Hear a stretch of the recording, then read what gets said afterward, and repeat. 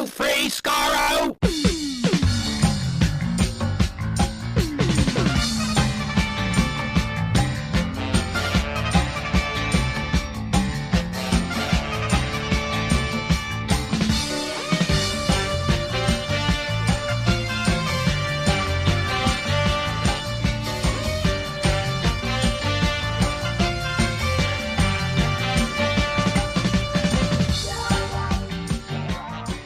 Hello, everyone. Welcome to Radio Free Skaro, episode number 807. I am Stephen in Edmonton. Morning, Vancouver. And Chris in Edmonton. Big ol' episode today, folks. Part 2 of our Barry Lett's directing Miniscope. This is a rare occasion. I can't remember if we did the Miniscope intro back when we did our Robert Holmes Miniscope, which is like our first one. But the Miniscope intro actually is from an episode that we'll be talking about, that being Carnival of Monsters. Or, according to the notes written here, Carnival of Monsters. Carnival of Monsters. As I correct the... It's very important. Folks, don't worry. This spreadsheet has had a spelling change corrected. It's all right. It's fine. Yes. Oh, dear God. What's happening? It was weird, though. I remember watching Carnival of Monsters before we did that Miniscope, and it was like, oh, geez, this part. It just sounded like it suddenly became instantly familiar because I've heard the Miniscope intro probably more than I've watched Carnival of Monsters. And I've watched Carnival of Monsters a lot. So... Mm-hmm. So that's happening. You are a functionary of Carnival. Well done. Yes. By the way, that's been out of the Patreon feed for a while. There's been commentaries. So we're recording commentaries, which will come out at some point on the main feed. Probably after series 13 comes out. Let's be honest, because it's coming down the pipe, and we'll talk about that a little bit. But we enjoy recording classic series commentaries enough that we've been doing a couple that are already out there. There's a thing coming this Tuesday as well that's early. So yeah, we record stuff and we just throw it on the Patreon feed until it's ready to go out on the regular feed. It's called value added with a question mark. Value added? Value added question mark in parentheses, to be fair. I always put the question mark after the first word. Value? Added. Added? Well, added. It has been added. That's true. There's no debating that. It has been added. So that's happening. Also, just a whole bunch of news to get through too. With mostly just a lot of releases to come in the year to come. Crazy amount of stuff to plan on buying, possibly, or perhaps have you already bought, or stuff that we would like to buy but we're not allowed to buy. All that and more. Well, there's one we're going to get to that I'm pretty sure we're not going to be able to buy, but I really kind of want. I am so because of Canada, probably. Curious what that is. Because of Canada. Oh wow, I'm looking. Or because of not being in the UK, I guess in general. But okay. Well, I'll tell you this though. Next week our episode will be a little bit later than usual. Usually we come out at 7 p.m. in the UK. Is that it? Yeah, and 2 p.m. Eastern time in North America. But because of the Comic-Con at home is happening next weekend, and it looks like the Doctor Who panel itself will be on. They haven't announced this yet, but at 10 a.m. Pacific time on Sunday, July 25th. Why do I know about this?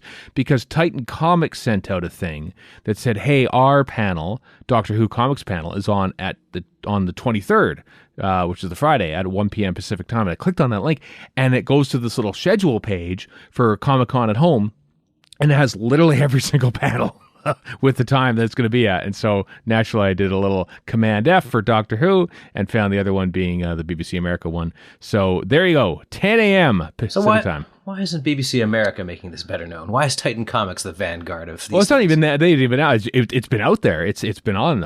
I'm just you're right. I'm surprised there hasn't been that was just tweet. Steven's vector. Yeah. Gotcha. I did some digging, and it wasn't that much digging. It was literally Command F finding it. So, yes, Jodie Whittaker, Mandip Gill, Chris Chibnall, and John Bishop, of course. First time we'll ever see John Bishop together with the Doctor Who crew, unless you've been wandering the streets of Liverpool or something like that. I keep thinking that's the character's name. I don't know. I know, why. John Bishop. It's that good that you don't name people John Bishop. What's his real name? Is that his real name? Probably is. Sure. Manny Berkowitz. I know, Manny. It's not the first time. Anyway, plus the a special surprise guest will be on this panel. A tractator. Is it going to be? Let's see. Burrowing out from underneath the panel itself. Should we try and get? I don't want to guess. A tractator and a cryon. It would be. Yeah. For some reason, we were talking about Eric Sayward stuff earlier before recording, and now it's steeped into the brain. So throughout the rest of this episode, we'll be referring to Attack of the Cybermen novelization details only, or slipback. Or slip it. No, we can't. No, we have to say that for the time lash in the weeks to come because not much has happened. Time lash is the slip back is the only thing. The special surprise guest. I wonder who it'll be. If it's bad news, if they're completely clueless, it would be John Barrowman. If they want to slightly, if they want to underwhelm us, it will be Christoph. If they want to surprise us, then it would be other people. I don't know who those other people would be. I mean, the thing is, it's a lot easier to have a special guest because they just pop into the Zoom chat, right? I mean, it's not like they have to fly them down to San Diego. Yeah, but of course, it's a pre-recorded panel, so this is the thing. So there will be no slip-ups. There will be nothing will be in this panel that they do not want to. Is this even Doctor Who and nobody's screwing anything up? Come on. I know it's got to be live. Like there has to be like 3 recording breaks only, and it has to be shot multicam if it's going to be a proper panel. I would like for the special guest, right, to be I can't remember the first name.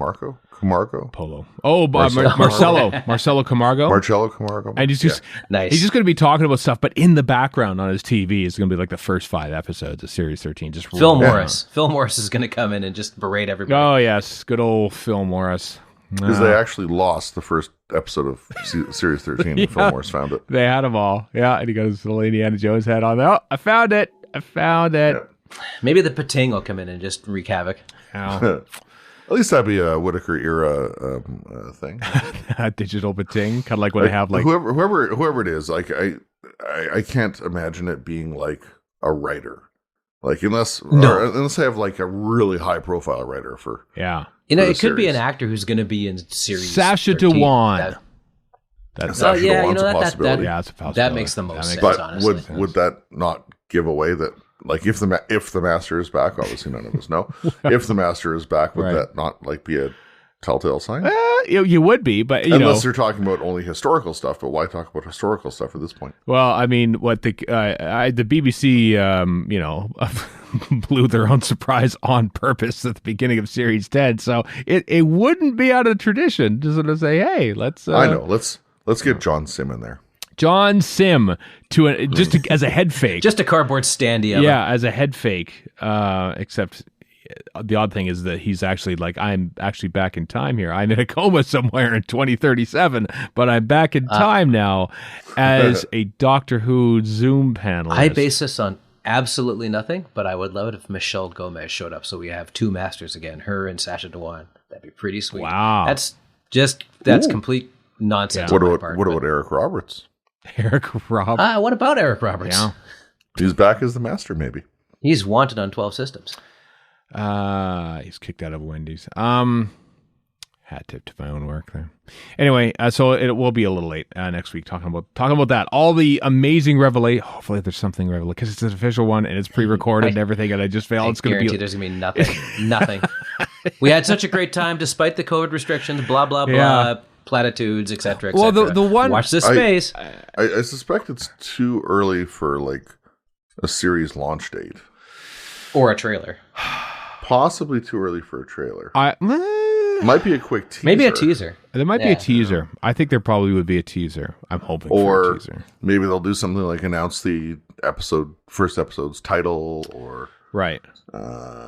If there's a particular guest star. Well, let's put it this way. This coming week, there'll be a new Doctor Who magazine coming out on Thursday. And I don't think there's anything related to, although maybe they would just, maybe they'll announce it. Maybe they say, oh, there's something coming. And so, but I don't think they would be given the, hey, we get to announce details about Series 13 before the actual broadcasters of it. So maybe there won't be a trailer. Maybe there won't be any information whatsoever. We're going to be like waiting around to record RFS, and it's going to be like I remember that, what was it, the New York Comic Con one in 2019, was it? Which was like a 23-minute panel. It was all pre-recorded, and you could really tell where the edits were, and is like told you nothing about anything. I hope it's not like that. I really hope it's not like that. I think it will be nothing about anything. Yeah. Given the track record of Chibnall et al., I think it will definitely be nothing about anything. Yeah, we'll see. I think we'll get more out of Titan Comics, frankly. Yeah. Titan Comics one's at on the Friday with Jodie Hauser and Roberta Ingranata and Aaron Angioloni and editor Jake Devine for the Doctor Who Mystery series, which of course, as we mentioned last week, is up to issue 4. So that's on the Friday at Comic Con Home at 1 p.m. Pacific time. All this stuff, I know it's going to be out there for like general consumption. Yes, but is it like live, like simulcast, kind of like at 10 a.m. Pacific on the Sunday? I can go to YouTube or whatever, and there it is. Yes, I don't actually know where to watch this yet. Is it on YouTube? I don't know. It was last year. Yeah. Oh, okay, all right. And also, for all my crap talking, like they are doing this so anybody can go to it for free. So, which is not what SDCC is otherwise. No. It's not okay. So I find out nothing about Doctor Who. They're still doing a thing. Yeah. So I got to give them credit for that. Exactly. So they're not forcing you into a giant auditorium to hear this sort of stuff. No, you're not waiting through 16 other panels about shows you don't care about and some new stuff that's going to get canceled within 2 weeks. Yeah. So you can see Doctor Who the next day. Right. So at least they're trying something. At least this is the safe option. As LA now goes back into a mask mandate because not enough people are getting vaccinated, I am okay with this right now. Damn it. Yep. Anyway, so that's happening next week. So thus, next week's RFS will be slightly delayed to cover, hopefully, actual news coming out in the Doctor Who panel. If it's just fluff, we'll report the fluff and comment on it accordingly. But still be delayed. Also, while we're talking about conventions, the Chicago TARDIS, which is coming up November, as per usual in Lombard, Illinois, Neve McIntosh is coming. First ever one. I for some reason I thought she'd done it. Oh, that seems unlikely. What? It's her first one? For her first Chicago. First Chicago TARDIS. Yeah, first Chicago TARDIS. Yeah. Is it really? Yeah. I was listening. Now that I think about it. Yeah, I've been there for like 10 years. Starkey's been there. Like thinking of the pattern Australia. Starkey's been there before. I thought. What's is there a con Starkey hasn't been to though? I thought. Why can't I think of? Katrin Stewart, yeah, Katrin Stewart. She's been there.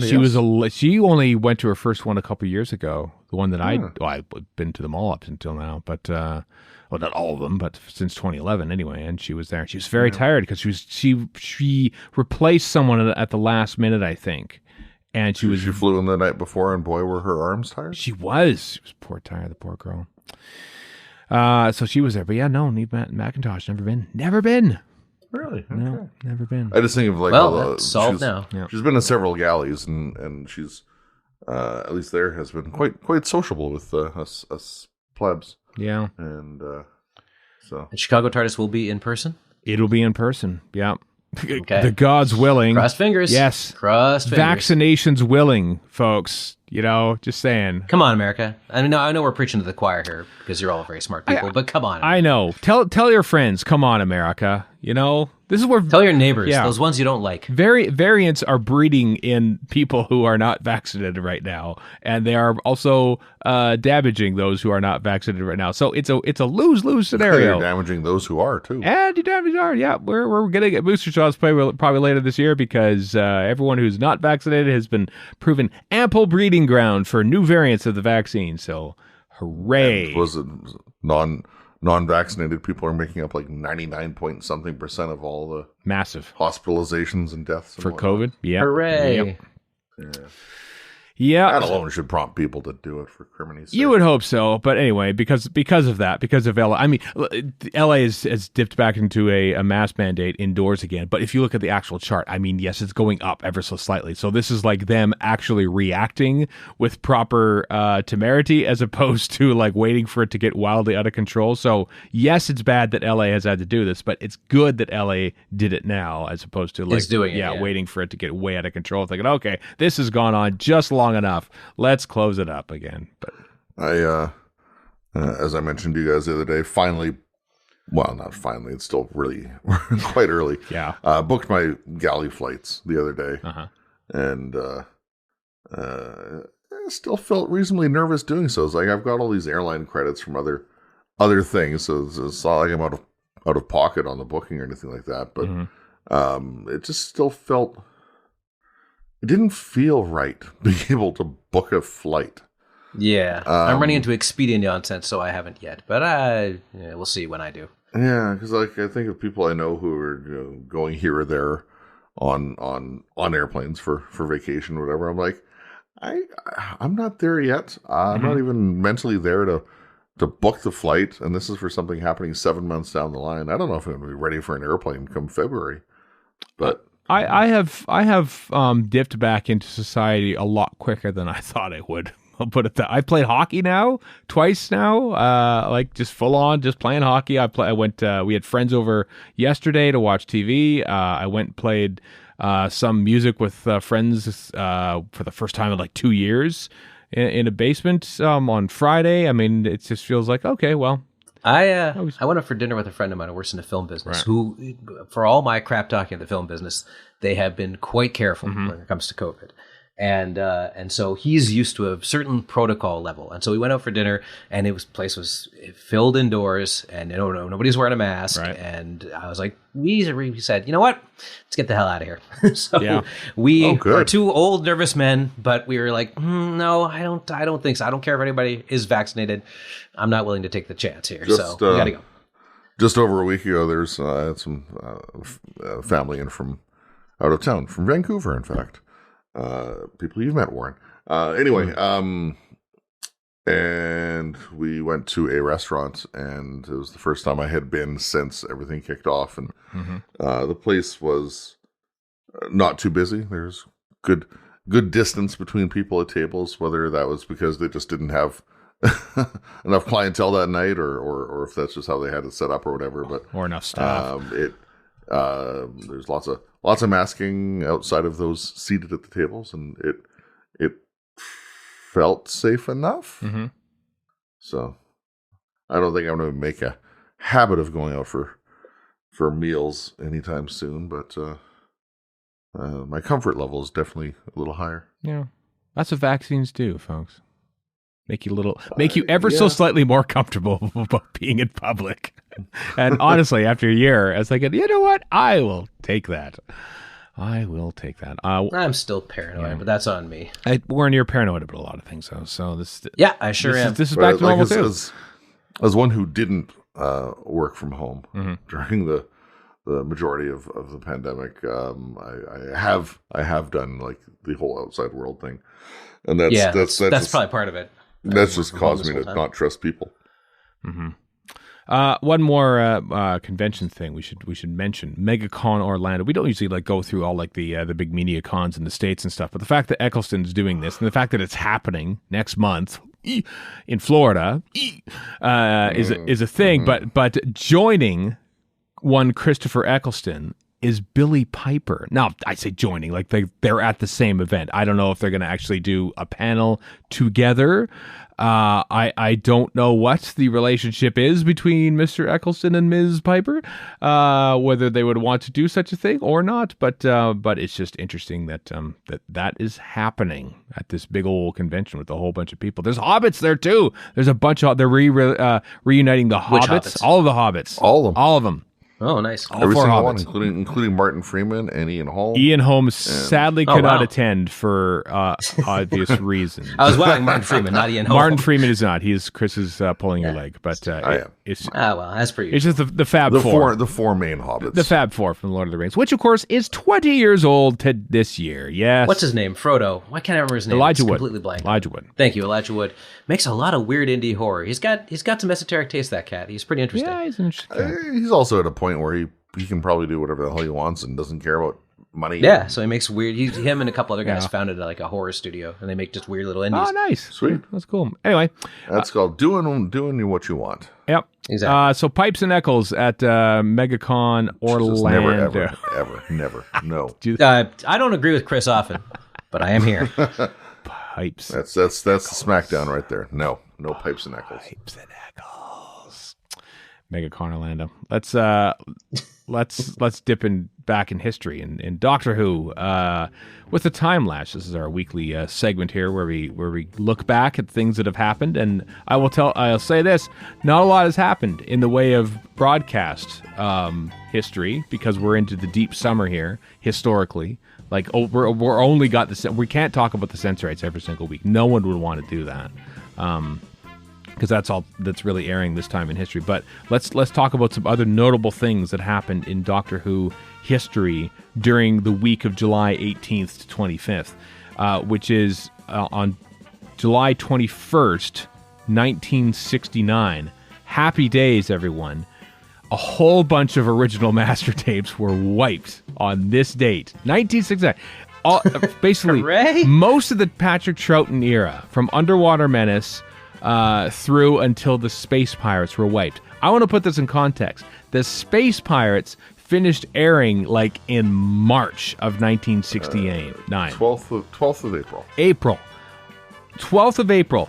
A little over 3 months later, it no longer existed other than the film properties. Think about that when you think about why we're lucky that we have anything from season 6 when you think about this. It's mostly just because they hadn't got to destroying it yet. But how the mentality was like, this is just old black and white stuff. We're moving on to color and everything. Just just get rid of it. Just get rid of it. We have new colored stuff to make. Let's get rid of it. All this old hoary black and white stuff. Yeah, gone. So, okay. In the 60s, this is a legitimate question. Because I don't actually know the answer. Okay. Okay. Was there like black and white? Because you can get like black and white film, you can get color film. Was there like black and white only videotape, or was it just videotape and you can have whatever on there? Pretty sure. It's the signal that goes on the videotape. Yeah, okay. Videotape is... So these tapes could be wiped and then a color thing overlaid. And okay. Yeah. The tape is just the tape. It's like a hard drive essentially. Yeah, like, I think there's a Blue Peter episode on the original master tape of like a 1960s Doctor Who episode or something. Like you actually see the label of it. Oh yeah, the Doctor Who episode that no longer exists. Well, there's a Blue Peter thing on there now. So yes, it didn't matter what it warrants. Okay. And a lot of that's probably sunk cost. Okay. The cameras were black and white, or like there's a bunch of stuff that was set up around it being black and white. So until they could get it all together, just like HD, they had to. Well, we're using this equipment, and that's what we're gonna. So the tape stuff probably outpaced the camera stuff. Wouldn't surprise me. Yeah. If that was what happened. Okay. Yeah, probably. Because I was thinking, like, if it's like film where you have to pick one or the other. Yeah.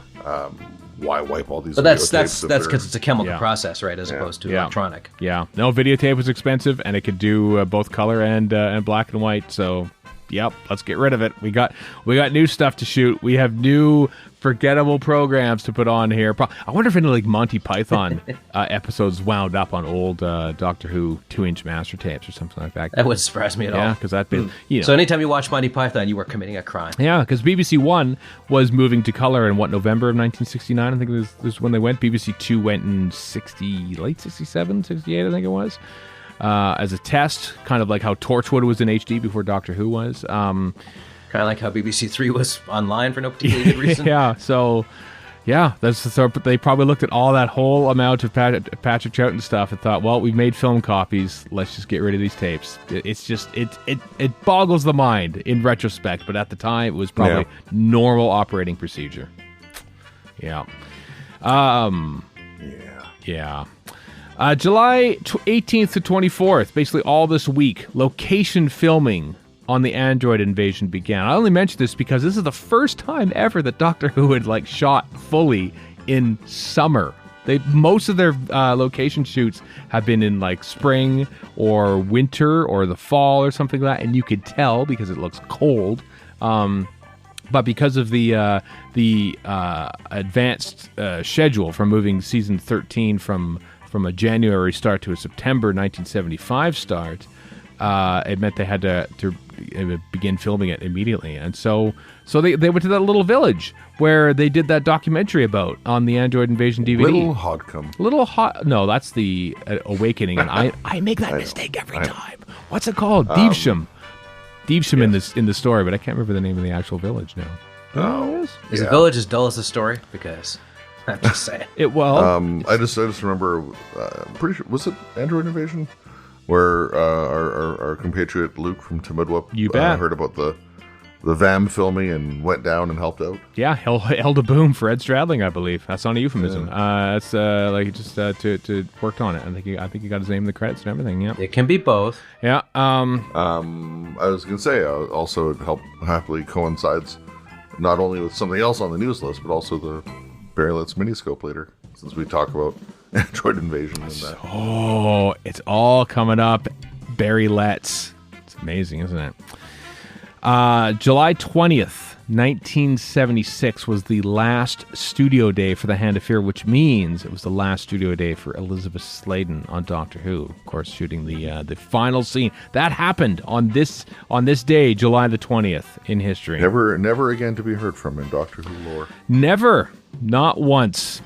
Certainly not on Brick Box UK, which we'll get to later on. But just imagine the emotions in the studio that day when Elizabeth Sladen, probably just rushing. Let's get this over with. Come on, it's 9:55. Get through this till we meet again, Sarah Jane. We're on strike if you don't do this. Say the line, Tom. We got to get out of here.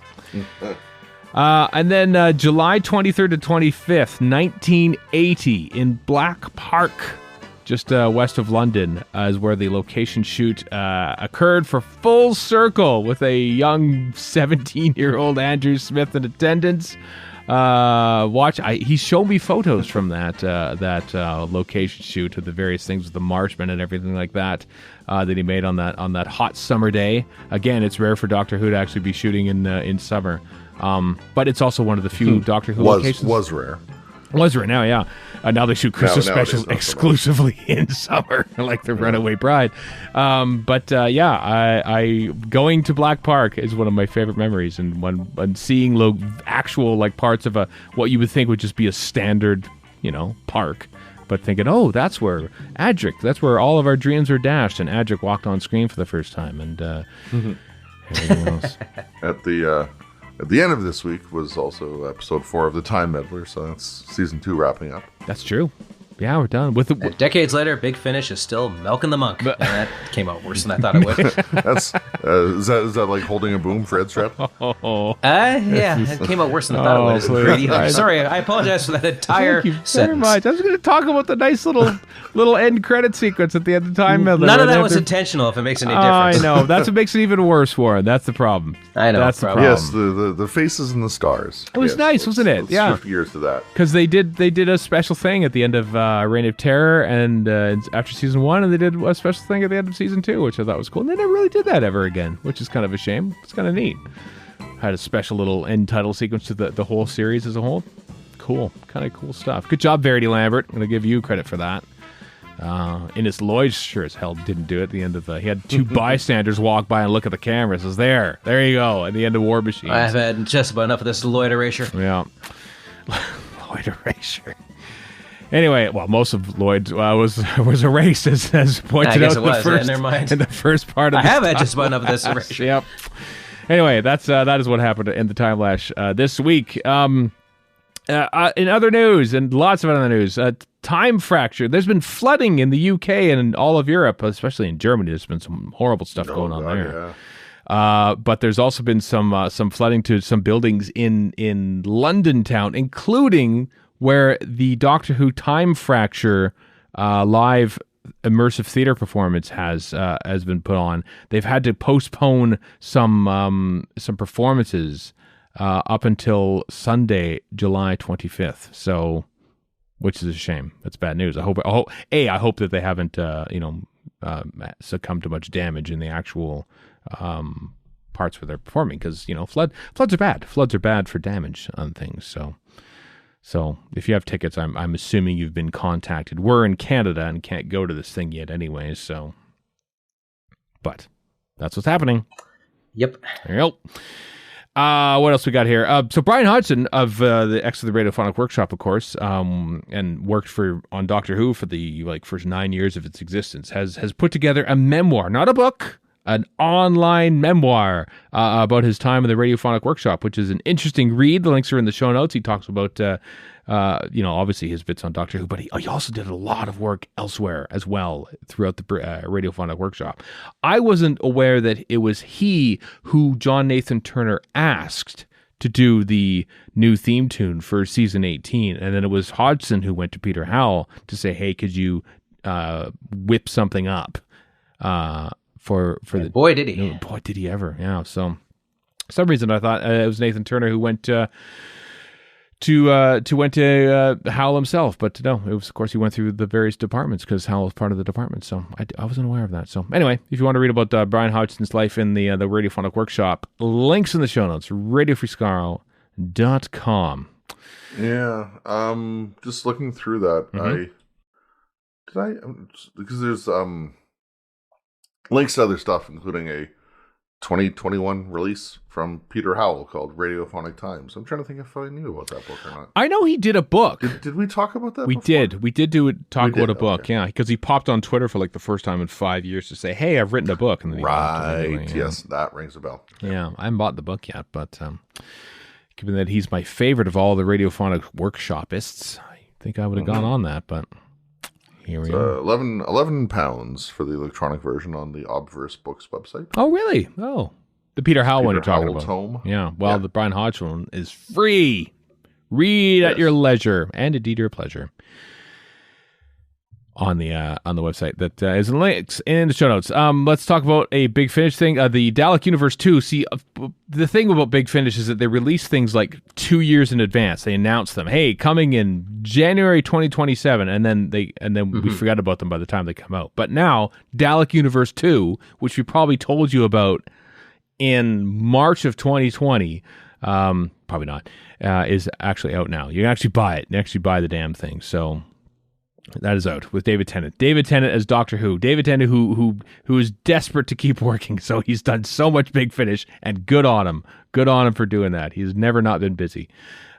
Thanks to his devotion. The bonus of that is when you order stuff and forget about it, then you just pull down your purchase tab on the Big Finish app, and lo and behold, it just shows up out of nowhere, and you're like, "Oh yeah, I did pay for that 3 years ago." Yeah, they just send it to you. It's like, this is nothing. I don't even remember that $19 that I spent. That's exactly. Yeah. So that's out now. Chris has found, well done, Chris, in your sleuthing here. You have found a whole ton of audio books coming out next year. I'm not sure how good this is, but yeah. From Waterstones. Waterstones has a whole listing of a bunch of novelizations as read for audio coming out next year in this order. Time of Their Audio is coming out in January, as read by Bonnie Langford. She's the only official confirmed reader we have for any of these. Time Lash, you've been waiting for that Time Lash audio CD. It's coming out in March of 2022. Face of Evil in April. Reign of Terror in May. August, we skip June and July for now. Is the Android... Because Reign of Terror just bowls you over so much, you need a big rest. The Android Invasion, which, of course, we'll be talking about later on in this in Miniscope. The Keys of Baroness, of course, Philip Hinchcliffe's only entry into the Target novelizations. And the Nightmare of Eden in October of 2022. All these are coming, presumably from BBC Audio.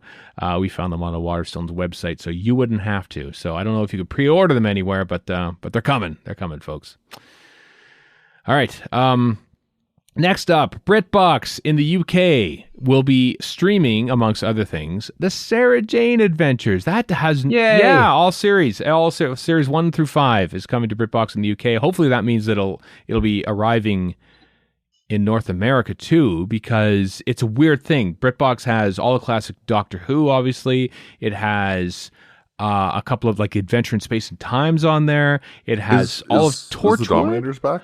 Nope, no Dominators yet for some reason. Still no Dominators. No Dominators.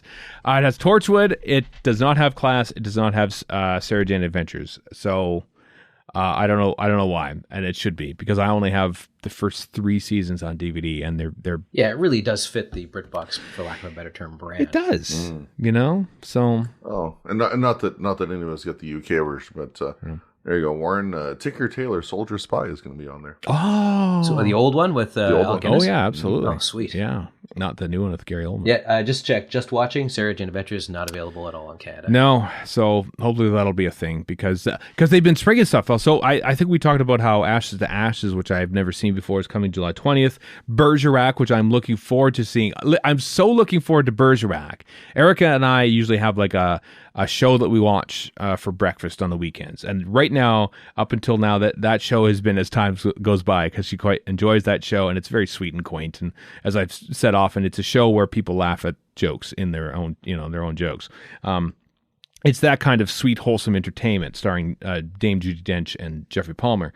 But we're like, it is excellent. Yeah, yes. we're very nearing the end of that. We only have 2 episodes left, and so we want another breakfast show to watch. And we think that show might be Bergerac. Slightly different tone, obviously, but I'm so looking forward to it. There was a podcast on Toby Haydock's not Who's Round, but his Not Even Happy Times and Places, Indefinable Magic, which is all about credits. It came out for Patreon supporters this past week, and he started talking about Doctor Who actors in Bergerac, and I turned the volume down because I didn't want to be spoiled. I love the surprise of watching a thing and having a Doctor Who actor popping up, and apparently it's rife with people in that. So I'm looking forward to it.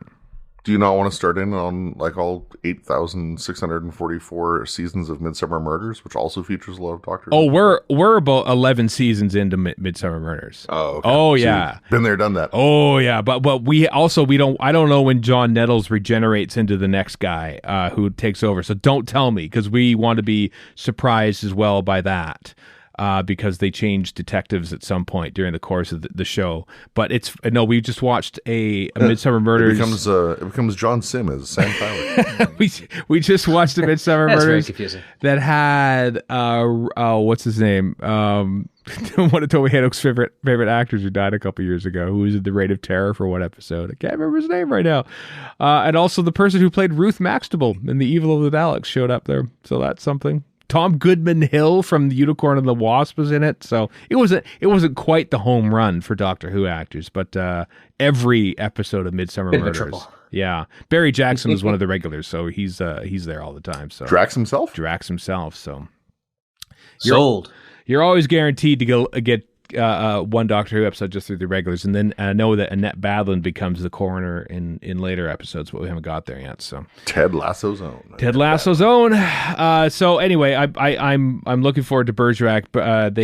They posted a clip of it on here, and it was just like one scene from a particular episode. It was just John Nettles as Bergerac with one other person, and that person wasn't from Doctor Who, but it was Jonathan Adams from Star Cops. So I'm thinking, oh my God, there's Star Cops people in here too. So yep, I'm on board. Don't tell me. Do not tell me about people who show up in Bergerac. I know Louise Jameson's in it already. You don't have to tell me that. I know that it's like written by Robert Banks Stewart and produced by George Galaccio. I know that. I want to look for actors. This sounds like Canadian TV and UK TV are very similar in that there are 10 actors.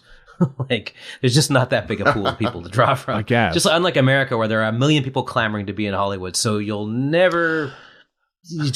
have to worry about that. Yeah. But you do have to worry about that everywhere. But else, I bet you if you watched American TV back in the day, thinking, oh, this guy shows up in everything. Oh, maybe, yeah. You know? Yeah, probably. Yeah. Well, there are whole character actors who are known for that, would show up on sitcoms and be like, that's that guy or that woman. Yeah. Conrad Baines. Baines? Or you Bain. Edmonton's own Conrad Bain. That's right. Are you thinking of that episode? Where did he play his twin? Was that an SCTV sketch? Is that what I'm thinking of? Well, yeah, his twin would show up in commercials because he was a dentist. So he actually had a twin. Yeah. That's right. He actually had a twin. He lived in Edmonton. Yeah. And he was a dentist, and he would do ads being a dentist because he was advertising his dentistry service. And he'd be like, what the hell's Conrad Bane? Oh, no, it's actually his brother. Never mind.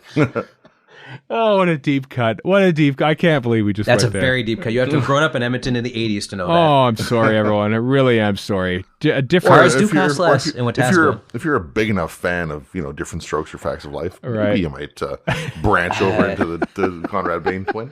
That is a very weird Venn diagram you're talking there. It's got like 1.5 pixels of crossover. Oh, yeah, how about that? Tiny little infinitesimal.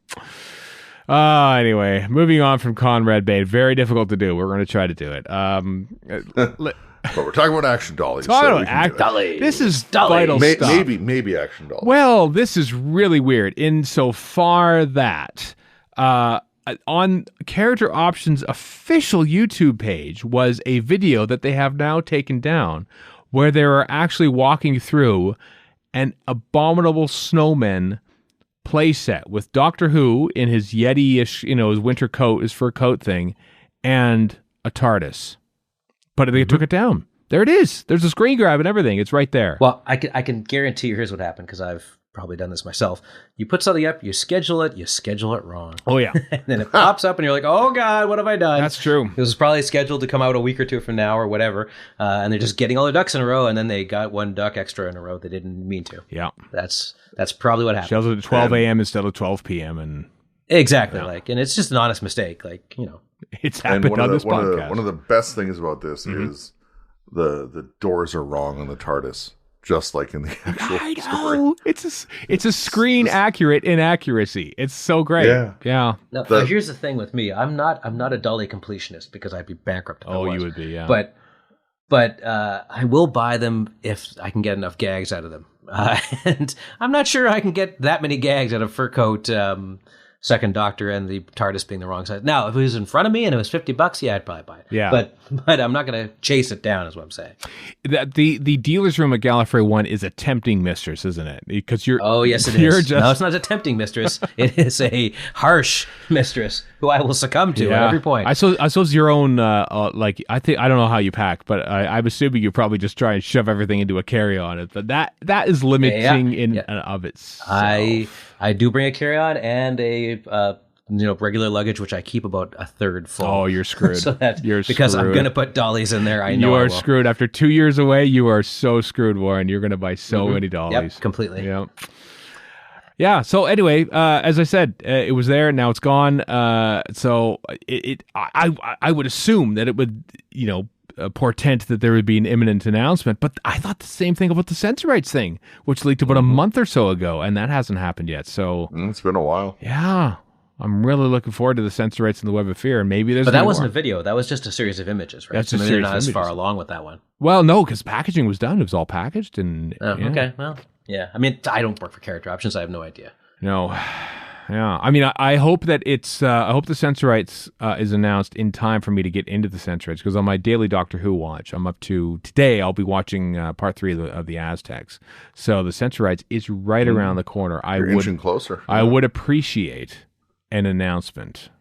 Character Options. Just obviously they won't be out in time for you to purchase and acquire in time, but you could, if you could, you could have played along with your little Aztec action figures, right? Or censored action figures as they're on screen.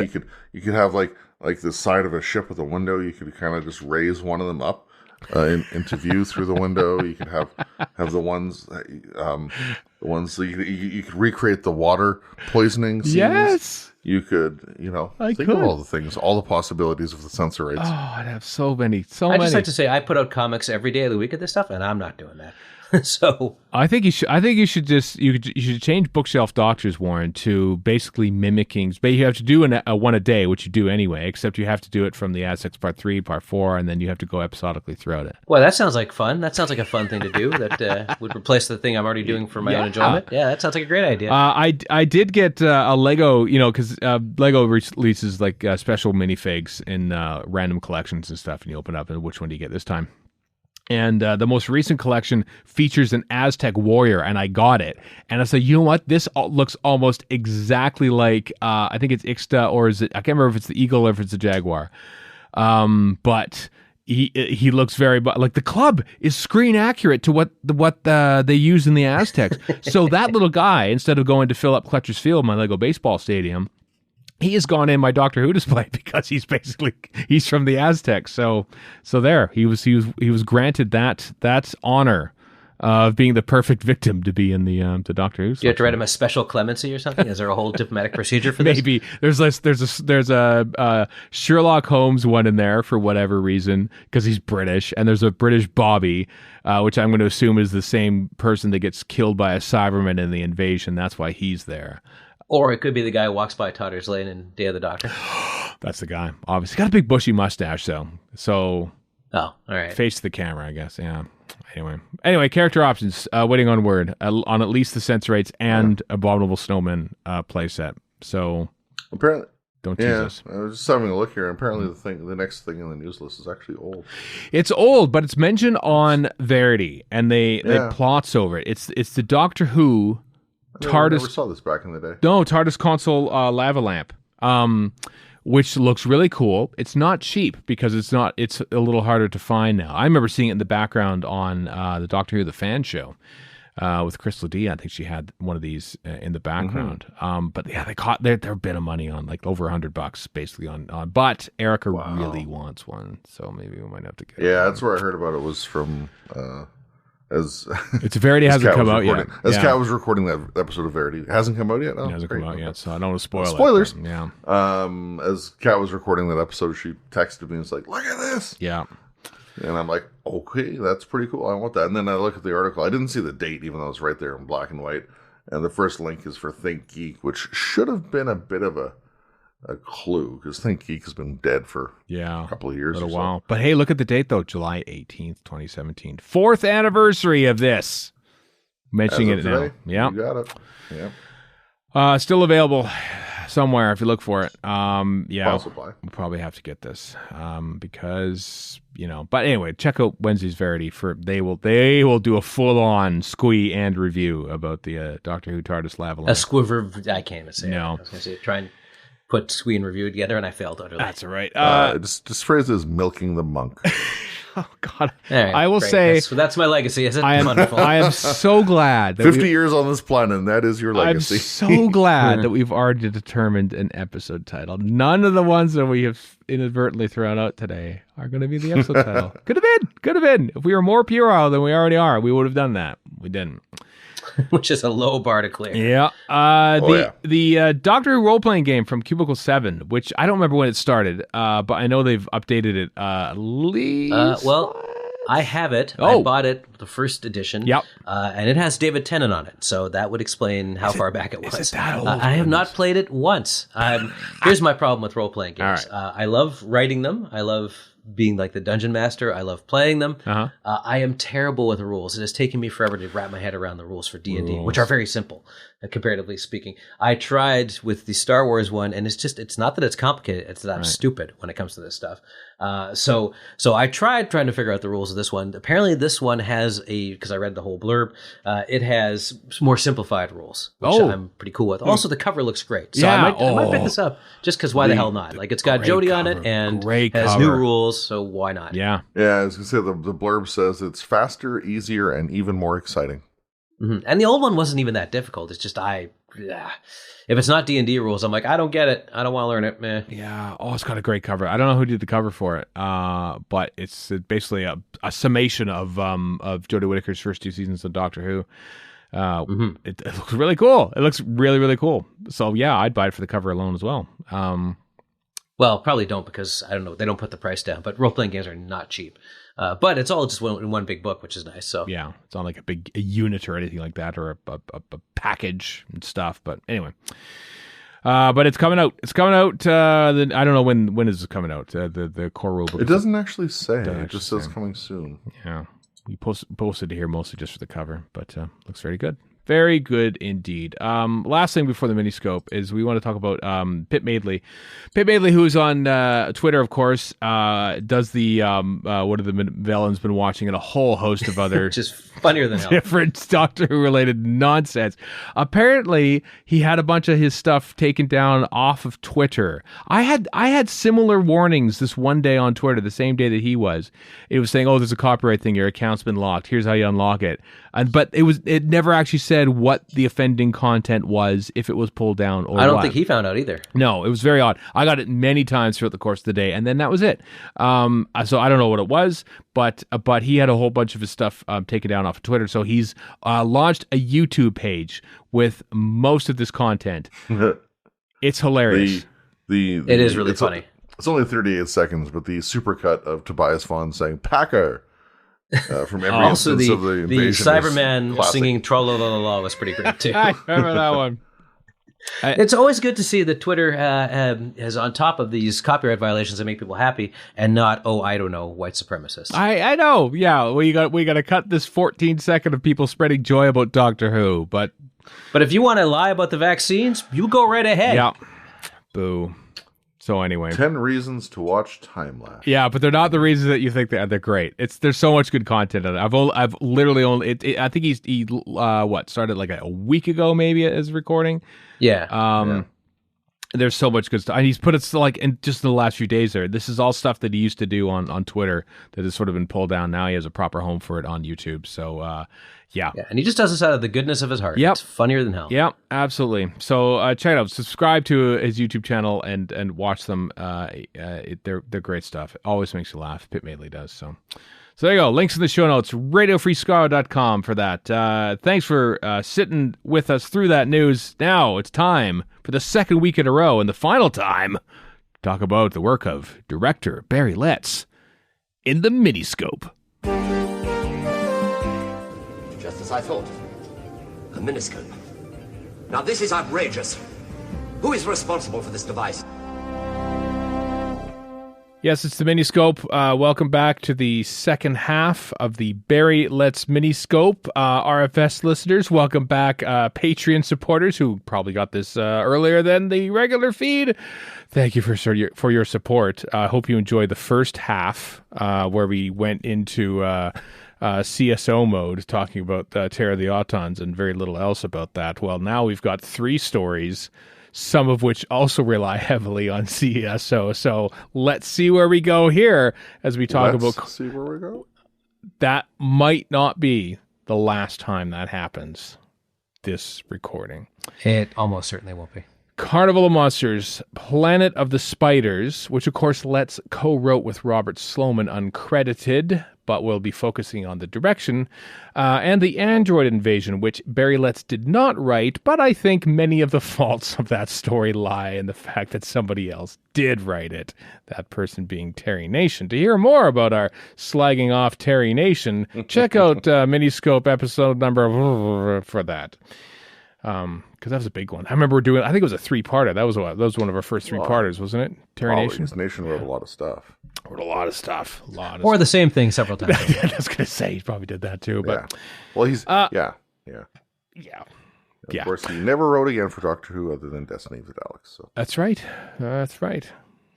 Anyway, we're talking about Barry Letts, director, who, of course, by now was producer as well during these next 2 stories. Carnival of Monsters, though, the second story of season 10, but actually the last story of the previous production block, because the way that Barry Letts got around directing stories, so he says anyway, is that he would direct either the first story in a block or the last story in a block. That actually only happened the 2 times with Terror and Carnival. Planet of the Spiders, which we'll get to, is curious because, of course, it's the penultimate story in the block because they shot Robot almost immediately after. In fact, partially during production of Planet of the Spiders. Yeah, which is quite fascinating. But Carnival of Monsters, we usually divvy these things up, apart from me, because I am a sucker for punishment.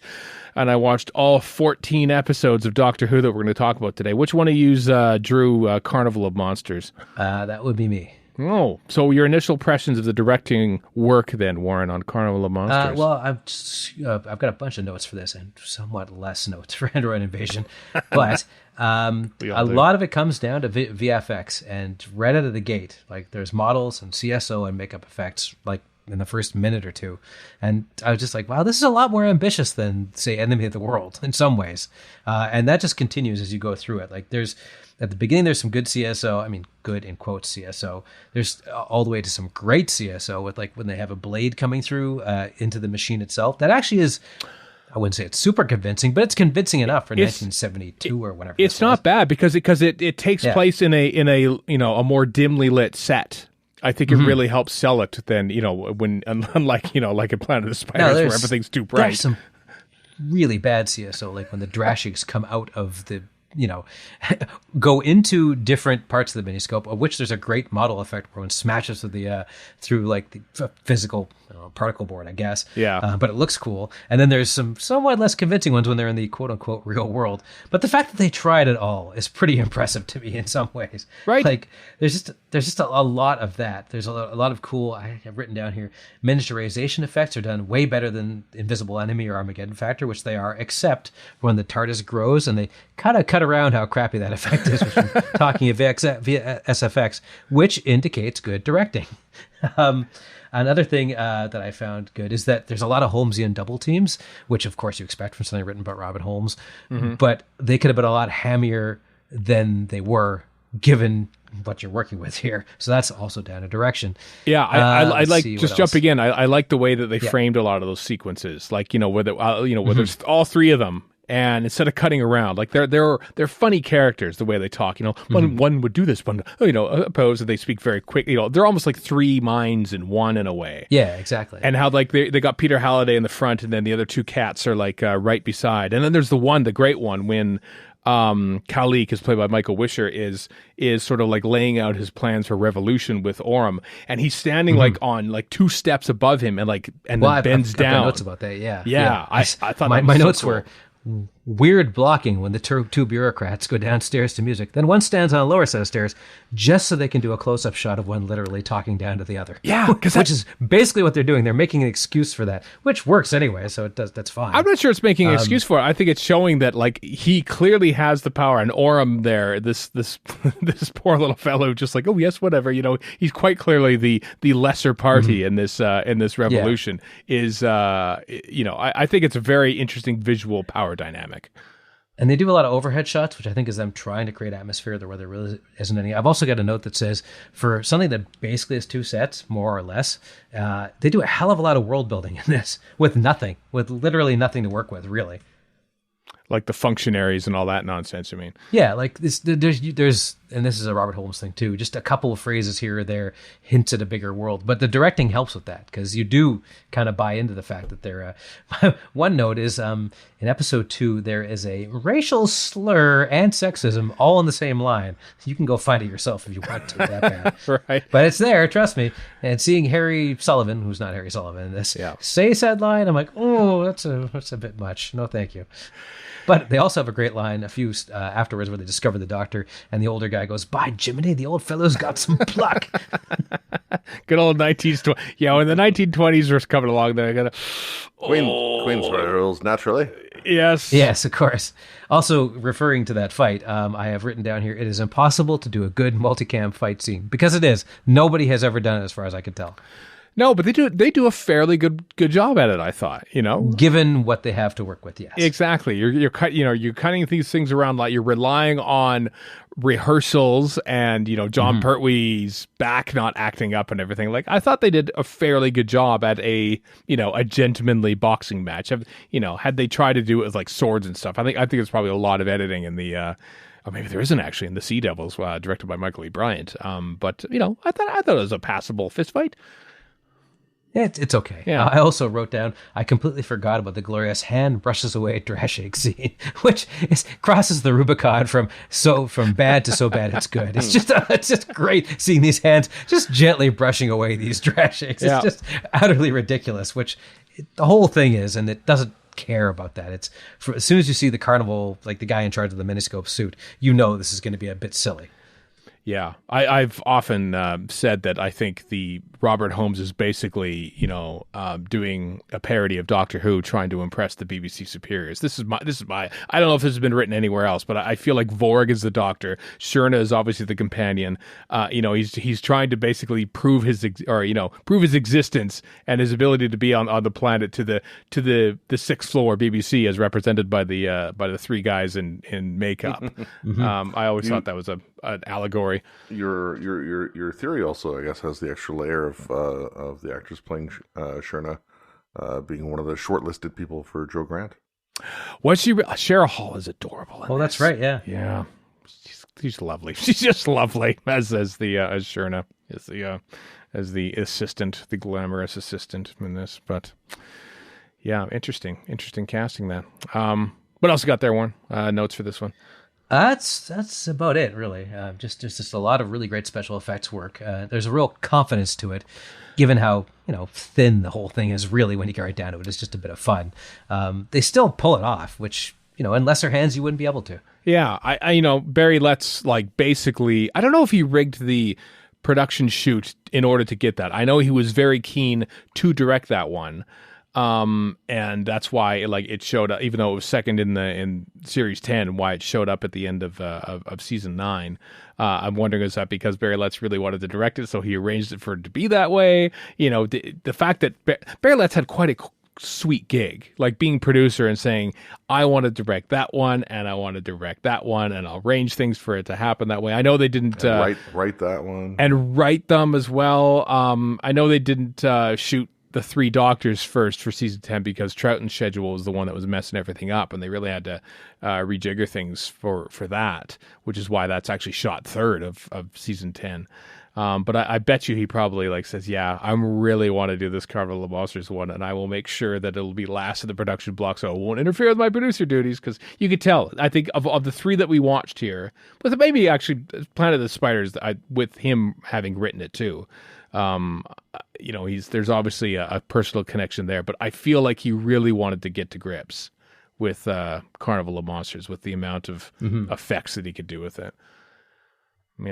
I like the CSO in it. I think a lot of them are quite well. I think of all the Let's directed stuff, I think it's probably the best CSO episode. Yeah, it's a lot less jarring than it is in other stuff. Yeah, including Spiders. He's also had years worth of work, right? Even with the stuff he isn't directing, he's producing stuff, and so he's a lot more, and he loves it to begin with, so he's a lot more familiar with it than a lot of the people. So by this time, he's kind of to the point where you can master something that this clunky. He does. Yeah. I think some of the location stuff's good. I think he does a good job at disguising the fact that the boat is basically in a canal with a bunch of buildings, modern buildings around it. So he has to shoot around that. I think some of the scenes in the marsh are good, especially the big explosion scene, when the Doctor sets off all those explosions and they all just sort of towards the camera. I think that looks pretty cool. Yeah, I think if of all the stuff he's done, I think this is probably his best directing job, which spoilers for the rest of this Miniscope. But Chris, you have thoughts? Apparently not. Last time I watched this would have been with the season 10 Blu-ray set. So it wasn't that long ago that I watched it, but I don't have a heck of a lot sticking in my mind. No. I'm going to go back to the casting for a little bit, because obviously Letts would have had at least a hand in that. He would. Cheryl Hall was one of the shortlisted people for Joe Grant. So is Jenny McCracken, who played the daughter, Andrew's love interest in the thing. Claire Daly. And also, of course, Ian Marter, who originally tried out for Mike Yates. And turned down the gig because he didn't realize it wasn't a one-off. So we've got people from the past who have been brought back to do their thing on Doctor Who, which is we'll see that again. We'll see that again. Oh, of course we will. Yeah. And then over and above people like Michael Wisher and Peter Halliday and all that kind of stuff. Terrence Lodge and Andrew Staines, which Andrew Staines is Googe. I didn't realize he was the ship captain on location only. I didn't even realize that until I was watching the info text on Planet of the Spiders, thinking, "Oh, that's him." How about that? It's also really weird to think of, because when you think of Michael Wisher, at least for a lot of people, myself included, I hear the name Michael Wisher, my first thought is Davros, and he played so many roles on the show pre-Davros. I know, it's something. I mean, what a career. I mean, he's in Ambassadors. He's Farrell in Terror of the Autons. Mm-hmm. He's this and this. I thought he's really good in that. You know, he feels like he's sort of like a second tier guest star actor, but it feels like he's almost getting mistreated in that regard. Like the fact that he creates Davros, but because that is a part under latex, at that time it is seen as like beneath a regular actor, and that's why he's like, you know, a bit part player more or less in like Planet of Evil, which isn't directed by Barry Letts, but you know, that's his last time on Doctor Who. Is like he creates Davros, and then he's like third Vogan in the Revenge of the Cybermen, and then he's like Morelli in Planet of Evil, and like this is how you reward one of the great villains of all time in Doctor Who. Terrible. Yeah. Peter Halliday, you know, his Doctor Who career ended as a blind priest. So I mean, that's true. That's not much better. Well, I like Carnival of Monsters. I think we all do. I think we all like his directing. Story wise, fun time. Story wise, it's quite enjoyable. It is. But I mean, Bob Holmes, right? Yep. It's not often that Holmes sets a foot wrong. That said, the direction, Lett's his best direction, you say? Yeah, I think so. I think of all the 5 stories that we'll talk about over the course of these 2 Miniscope halves, yeah, I think it is. You might be right.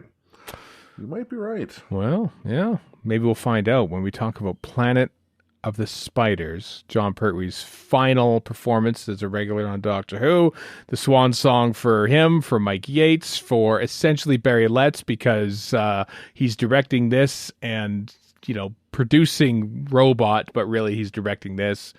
Terrence Dix, of course, is on the way out. It's a swan song for a lot of people. A lot of Letts' regulars, like Christopher Burgess. No pun intended. Who actually gets a lot more screen time in this than he does other stuff. He does. Terrence Lodge is in there. Andrew Staines, of course. Some of the other cats. Of course, you know, the big, hey, let's say goodbye to John Pertwee and give him half an episode to have a silly chase scene that. Oh my God! My gravy, that goes on a long time. Oh yes, it does. Oh yes, it does. That said, my favorite parts of that are definitely going to be Terry Walsh with the speaking part. Getting shoved into the water multiple times, and Stuart Fell is the bum who gets run over by the hovercraft. Bum. Both fun moments. To quote Dave Lister. Yeah. Boom. Yeah, Chris, you I can't remember if you actually chose to watch this or just ended up with it after Warren quickly snapped up Carnival and Android. But well played, me. Well played. I was acclimated to do it. But that's fine. Right. I enjoy Planet of the Spiders. I'm a defender of it. Yep. I'm a Pertwee fan. I enjoy the story. There's definitely some, I'm going to borrow your phrase here, flaws in the Persian rug, as I'm sure we'll get to. But it's an enjoyable story. Let's have some time to let the thing breathe, and as you mentioned, indulge Pertwee in his fascination for gadgets, and he doesn't even get to drive Bessie. Indulge, or just what's a word that's bigger than indulge? Swimming, like, there's a lot. There's marinade, a lot of bathe, marinade, yes, yeah. It is kind of like I compared the end of the Tennant era, the very end, just sort of like the indulgences being thrown Pertwee's way during this story, thinking, they probably thought, it's our last one. Who's going to notice? We're having fun, right?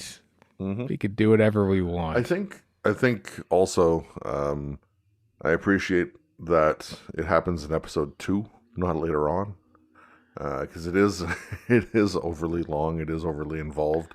Yeah, but at least it's out of the way early.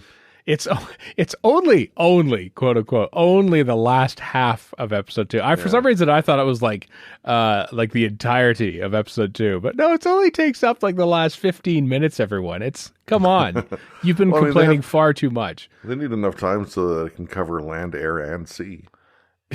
Exactly. Yep. Yeah. I mean, it's well shot. It was a well shot chase sequence, I thought. Ish? Yes, maybe? for the most part, Okay. yes. Yeah. I'm going to pull out the old the old switch to pummel CSO on this one. Here we go. All right. Damn you. The Whomobile was not looking so good in that sequence. Videotape over film is never a good. You could see why Christopher Barry was.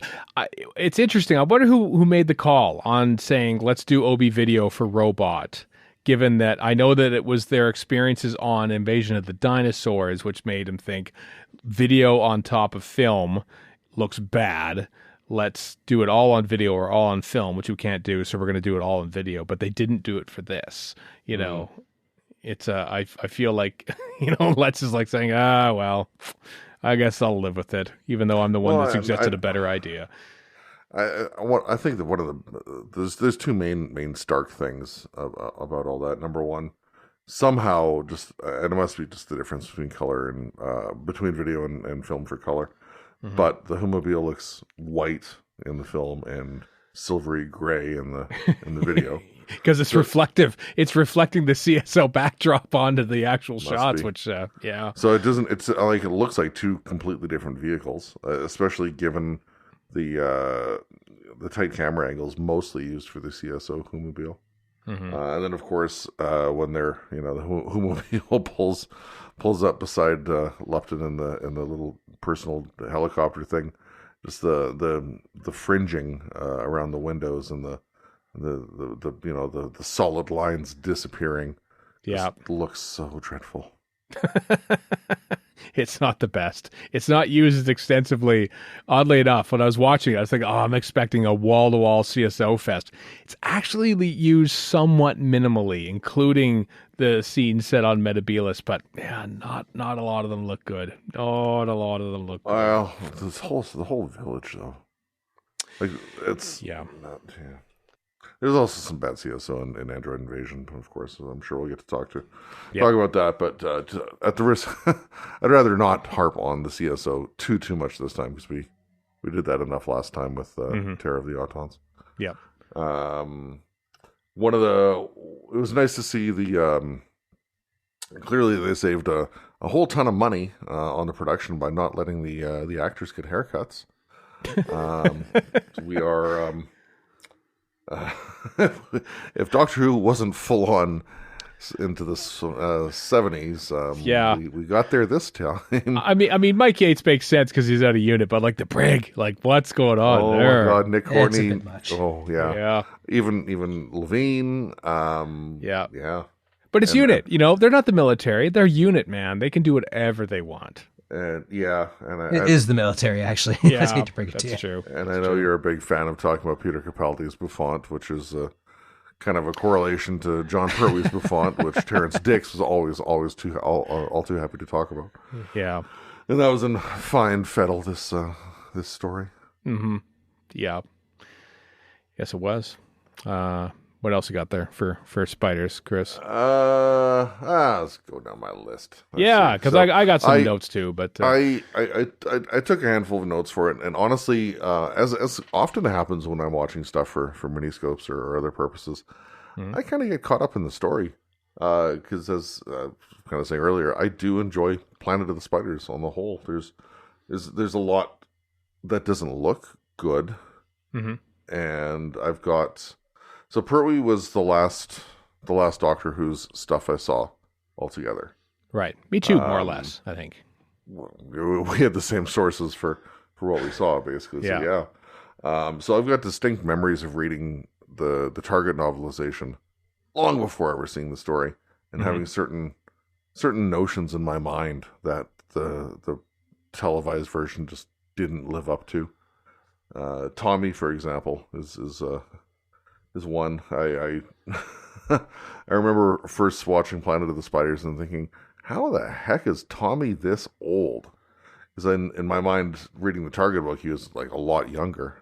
Right. I'm sure the actor wasn't that old, but I don't know. I didn't look it up.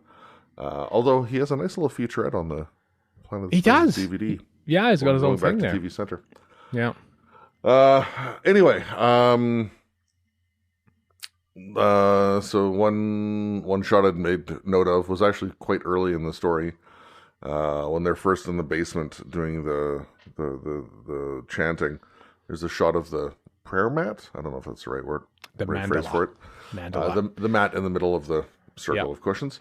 There's a little pull back and up with a crane, which in studio is kind of different and looks really, really nice. But when you're writing and directing and producing, I guess you can kind of have what you want. Probably within reason, of course.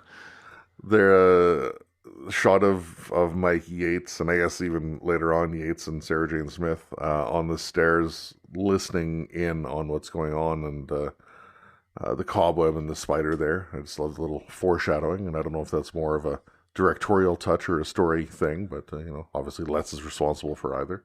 That's true. Makes it happen. Just looks nice. On that note, I just want to jump in because I'm on a similar vein where I like how there's the scene where Yates and Sarah are in the car and they cut back and forth. Some of those scenes were actually edited that way in studio, like the Mr. Clegg scene. Like the first one actually appeared a lot earlier or something. Like the order was mixed around in order to sort of create a little bit of tension. I like how they sort of cut back to the guys at the monastery meditating, to the car scene, to the meditation, to the car scene. It's sort of building up tension with editing and stuff. Well, from the last one, they tie it together because they do. Tractor on the road, yeah. Exactly. And then the last shot of Lupton, they dissolve to a shot with Yates in the car, and then the tractor happens. So it's building up to they're just meditating, but then that dissolve tells the viewer that actually they are now responsible for what's about to happen. That they aren't just happening like coincidentally at the same time. They are happening sequentially, and one is directing the actions of the other. I thought that was a clever little directorial technique to show that it was Lupton up to no good. It is, and I hadn't thought about this before, but it just popped into my mind. So that the conversation that happens later between Lupton and Yates, where Lupton kind of drops the hint that he was responsible. Do you think that becomes less necessary then? Probably. I think there was some scenes that were cut in this, oddly enough, to bring it to time. Because of course we'll find out ironically in the last two episodes a lot of stuff was cut because of bad CSO, and thus they were completely running really light. So yeah, I think there's a scene. I know the scene you mean, Chris. I think the last half of that scene is essentially like, oh, we have to, we sort of cut around this before, but we kind of have to leave this in now because otherwise there's nothing to it. So yeah, I know what you mean. Yeah. Anyway, sorry. Go ahead there. All good. You spoke of Clegg in my notes. I wrote Cyril Shaps! ! Cyril Shaps, baby. Yeah. Doing what Cyril Shaps does best. His least erotic performance, I think, of actually no, the Archimandrite is definitely his most assured performance. He gets less neurotic as his time on Doctor Who goes along. But I still love his performance, and then just the whole pathos of being figured out as an actual clairvoyant. Mm-hmm. Which a lot of people you would think a lot of people would be happy to have that discovery made about themselves. And his attitude is quite the opposite. Mm-hmm. Anyway, speaking of stuff with Clegg, the scene when Clegg is holding the Metabolus crystal just before he dies, there's some great Star Trek bridge acting. Everyone throws themselves around the set. I know, and wind machines going and stuff. Yeah, it's pretty cool. Yeah. There's a bit at the end of episode 1 where Sarah and Yates Sarah and Mike are watching the meditation stuff, and there's a whole bunch of quick cuts between Mike and Sarah and the chanters and all. It just looks really, really good. Mm-hmm. Builds tension with the editing. Given it's a lead up to the cliffhanger, yeah, absolutely. Mm-hmm. There's a bit where, I guess this is episode 2, Lupton and the spider that has joined his consciousness, talking their first conversation about the Metabolus crystal before it gets stolen. Just the lighting in that scene was really, really interesting because there's a lot of shadow cast over Lupton's face. Like his eyes were in complete shadow. You could not see them whatsoever.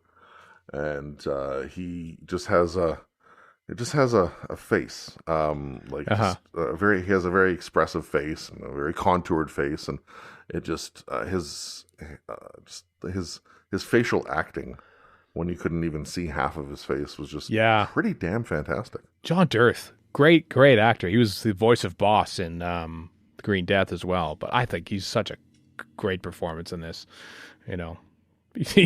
Especially when he's like sort of washing his hands, like telling him about his story about how he basically got laid off in a business merger. A story as old as time, right, Warren? Very much. Yeah, so, yes. I just love the way, the naturalist way that it's me eating that on the streets, and he just like, oh God, yeah, great performance, John Dirth, superb. Anyway, continue. Absolutely. Yep. Going back to the car chase for stuff, or the action sequence. There's a short little bit where the police panda car is kicking into motion, and there's a camera mounted in the back looking over the shoulder of the cop. Undercranked, so it appears a little faster. Which wasn't too obvious, but and of course the fact that the policeman is played by a person called Chubby Oates. Oates. Where do you get a better name than that? He was a popular stand-up comic. He was on location for 2 days, and both nights he had to go back to London for a show. So, he was in demand, man. Chubby Oates, very much in demand. As he should be. Yeah. How you got my internet name, but I want it back. I already talked about Stuart Fell getting run over by the hovercraft. I chuckled at every single time. I want to point out, just because I know you mentioned about quick cuts and stuff, there's a couple of instances, and this is what I like about Letts, is I think, when he filled in for Douglas Camfield, he like used Camfield's camera script almost to the letter, and said afterwards that was better than I would have done. Like he's a humble sort of person, I think, is what Barry Letts was. Mm-hmm. Perhaps it's his Buddhist interest coming out in his work. But also, I noticed that there was a scene when Lupton is talking via force Skype to the spiders, like the first scene. Only the one scene where you sort of like you can see his disembodied head. The disembodied head, and it sort of dissolves between two camera angles. The exact same technique that Michael Ferguson uses in Clouds of Axos. And I bet you Letts probably saw that. He says, what? Ferguson did a great job on that. I think I might want to use that same technique for this. And also, he keeps the visual continuity with the hypnotizing with the crystal, people looking at the crystal, really quick cuts and stuff, and until it's just basically a giant blur of cuts back and forth. Which is what Michael E. Bryant does in The Green Death. But he keeps, because it's the same, he wants to keep it the same type of effect, so he does the exact same thing, which I thought was very good of him, to keep that visual continuity of the series. It might not have necessarily been what he would have done, or maybe he's the one that suggested it to Bryant in the first place in The Green Death. I don't know, but I thought that was a couple of nice directorial hat tips, and sort of picking up on advice on how to do things as well. Having not long ago, I guess somewhat long ago as this goes out, but anyway, as we record, not that long ago, watching the Series 8, Season 8 Blu-ray set, and the director thing with Tim Coombe and Michael Bryant and Graham Harper, with them all sitting around basically agreeing that Michael Ferguson was the best director that Pertwee's era ever had. It's really good. So I wouldn't be shocked if Letts was able to look at certain things that he did and say, hey, I like that. Yeah, from like 3 years ago, That's the type of mind that Barry Letts had. I remember that thing 3 years ago. Let's do that again. That was a cool thing. Yeah. No, we don't, Barry. Well, let me begin. Yeah. So I was going to go back a little bit to talking about some casting stuff. So you'd thrown some names out there earlier, as had I. But Kevin Lindsay, who we know better as Lynx. We all go on about talents of Wing Chiang and all the racism, yellow face on there. We never seem to mention Kevin Lindsay as Joji in Planet of the Spiders, do we? We probably should. As my voice gets higher. We don't. We don't. No. Yeah, that's not good. That's not good. That has aged. That has aged somewhat poorly. Perhaps it was considered to be a thing that you could do back in the early to mid 1970s. It was probably considered progressive for some reason because it was about Buddhism. I don't know. The 70s were a strange time. But the fact that, I tried to let's see if I can explain this casual racism away. And because Choji is a Time Lord, but a projection of one, maybe he's just a bad project. No, it's just racist. Don't even try. It's the 70s. The end. It was a thing they did at the time. Mistakes were made. It's very much made. Yeah. Anyway, Kevin Lindsay. Yeah. I see Pat Gorman in there as ever. Big speaking role for Pat Gorman, actually. Yeah, probably his biggest one in Doctor Who. Yeah, we got Max Faulkner in there, who we see again in Android Invasion in time. We do. And then I think we'd be remiss without mentioning the one highlight of the casting, one Miss Jenny Laird. Oh my God.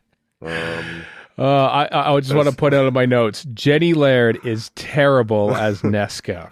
That's what I said. She doesn't know when to pause. She doesn't understand the concept of timing and punctuation. That's kind of important when you're an actor. It's a wee bit. I feel like that should have been, you had 2 weeks to rehearse before the 2 days in studio. I think at some point, maybe Barry Letts as a director should pull Jenny Laird aside saying, here's what I want you to do. Not what you're doing now. I need you to do something entirely different to what you're doing. The question begs itself, if that's what she was like after rehearsals and during shooting, what was she like at the start of rehearsals? I don't know. Did it actually maybe get significantly better to the point where they're like, this is usable relative to how it began? I love that there is an award at RADA. I don't know if there still is, but there's an award at RADA named after Jenny Laird. And the award, everyone thinks, wow, an award named after. The award is the Jenny Laird Award for best work in a thankless role. The award that the actor for this role would get is a £5 note. So having heard that, I don't know. It sounds sympathetic. Well, this is the thing. Is it like, did Jenny Laird at some point, like, oh, really, she gave it her all for 2 minutes of stage time or something like that, and that's why she got the role? Or the fact that it's $5. Like, I'd love to know the history of this. Maybe when the season 11 Blu-ray comes out and Toby Haydock does a big weekend of trying to find Jenny Laird, digs deep into the history of this. Is it actually a backhanded compliment at Jenny Laird? Evidenced by her performance in Planet of the Spiders. Maybe that's the case, because it is one of the great bad performances in Doctor Who history. Yeah. I made specific, as we watched it earlier today, I made specific mention to Kat about Laird's performance and it being cited as amongst, or if not the worst overall of any Who performance out there. I shan't let you take him. I shan't. That's all you need to know. Jenny Laird. On an upshot, though. Thank you. Zan Churchman and Kismet Delgado as Spiders. That's a sweet thing. This is a story that was supposed to write out Roger Delgado's master had Delgado not died. Yeah. So I don't know if it was an olive branch or what to his widow to come on as a voice actor or whatever. It was Kismet Delgado did not get any compensation from the film company that Roger Delgado was working with when he sadly died in a car accident in June of 1973. So she was a little bit, financially, she was a little bit not well off because of that. So yes, Barry Letts actually cast her in this role to help her out a little bit, which is great. What a kind thing to do for Barry Letts. I mean, it's not like she was like not an actress. She was an actress as well. Mm-hmm. But the fact that gave her a pretty good role as a voice of a spider in 2 or 3 episodes of this, I think is quite Kismet nice. Delgado, my other internet name. Kismet Delgado. It's a good name. Kismet Delgado married William Marlowe. It is a great name, actually. Yeah, married William Marlowe, who was in Mind of Evil and Revenge of the Cybermen several years after this. So there's your other Doctor Who tie-ins. But that's you say she married Philip Marlowe, who's entirely fictional. Married a fictional man. Well, it's not the first time. He's got the mustache, right? Like that's the what's this? Played Mailer. The Revolt. Mailer. Played Mailer in Mind of Evil. Yeah. Right. I forgot about that. good performance. Yeah. And yeah, Zan Churchman, fresh off Monster Peladon. Yeah, just I guess. pretty much. Alpha Centauri. Nice to have her as a spider. She's got. I mean, the way this. I don't know if the spiders were voiced because of her, or if her voice just fits in so well with how the spiders were decided to be voiced. But she's like such a perfect fit. Yeah. All the spider voices are really good, actually, in those. Very creepy. It's the voices more so than the actual appearance of the spiders that I think actually, especially when you get to like the massive like reverb and stuff with the Great One. Yeah. Yeah. Actually, yeah. I mean, amazingly, we haven't even touched on the CSO much, apart from the Whomobile bits in this story. I'm sure that's probably on your notes. CSO, but, I want to throw the village in there because it just the join between the sky and it just looks terrible. Actually, the village, in retrospect, the village doesn't look bad. It's the establishing shots, like when Sarah first gets there and like, it's Monument Valley. It's literally just a vacation slide of Monument Valley. And the background doesn't change when they move it to like the Luptons on there too. It's like, like when you're trying to introduce a planet, those are not the best shots to do it in. The village looks less worse, I think. But obviously you're worse. That describes a lot of things. Yeah, but even though it's a couple of years later, we have something comparable when Devesham disappears and the fade to the salt flats or whatever. Yeah, it doesn't always look good, does it? Yeah. No. But no, yeah, I mean, okay, so you want to talk about CSO, like, around the Great One, I'm assuming, with, like, Pertwee in the cave and all that kind of stuff. That was actually good. I think you get a sense of scale, especially the long shot. The fringing around the hair and the close-ups of Pertwee is a little off, but with the wide shot, where there's a big model in there, there's a big staircase, and then there's Pert standing there at the bottom of the stairs, I think that looks relatively good for 1974 visual effects. Yeah, sure. Yeah, I'd agree with that, yeah. Mm-hmm. Anyway, what else is on your list there, Chris? Actually, that's about it for my list. Other than, and this is like a writing thing, really, but I like that the story introduces characters that we haven't met yet, but later we will. So Harry Sullivan and Doris. It's nice. Also, the fact that when Battlefield, which came 15 years later and shows Doris. Is a callback. Like, it's a great callback to so long ago. Battlefield, such an underrated story. Battlefield. I love Battlefield. I know. We'll never talk about it in Miniscope. We'll never talk about it. Damn you, Ben Aronovich, for not writing 3 stories. You failure. Michael Kerrigan for only directing the 1. Actually, there were there are parts of the story that I think are good in direction. There's some that I'm not a fan of. It's funny that we talk about the CSO that was not good. The reason that a lot of the story was underrunning in the last 2 episodes, the fact that the first 6 minutes of there's chunks of the first 6 minutes in episode 6 are actually in episode 5 as well. Like, if you by sheer there's some hefty reprises.